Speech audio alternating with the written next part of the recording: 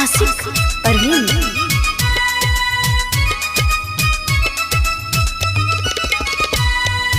बाटे मजबूरी बा जरूरी जानू छोड़ा हमारे अचारा के कोर। बाटे मजबूरी बा जरूरी जानू छोड़ा हमारे अचारा के कोर। जातानी तो जाए तो ससुरावा पोछा अपन अखिया के लोर। जातानी तो जाए तो ससुरावा पोछा अपन अखिया के लोर। जातानी तो जाए दा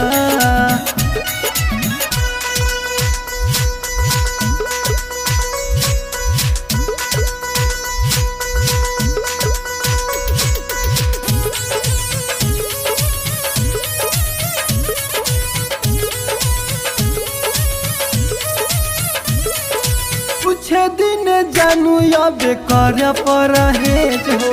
ऐसे जे करब तो फाटी मोर करेज हो। कुछ दिन जानू अब कर परहेज हो। ऐसे जे करब तो फाटी मोर करेज हो। कुछ दिन के बाते बारे पगला यही मिले पिपरा के ओर। कुछ दिन के बाते बारे पगला यही मिले पिपरा के ओर। जातानी तो जाए दे ससुरावा पोछू अपन अखिया के लोर।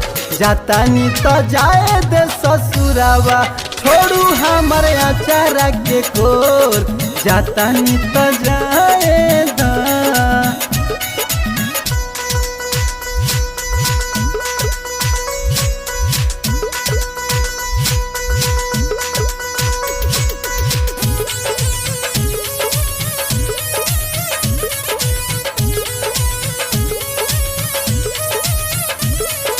सनजित संगम खाना टाइम में पकई हा।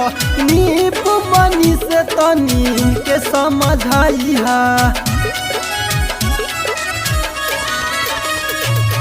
सनजित संगम खाना टाइम में पकई हा। नीप मनी से तनी के समझाई हा।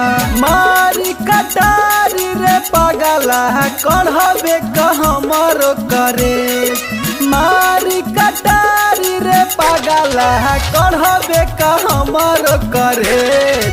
जातानी तो जाए दे ससुरावा छोड़ू हमारे अचारा के कोर। जातानी तो जाए दे ससुरावा पोछू अपन अखिया के लोर। जातानी तो जा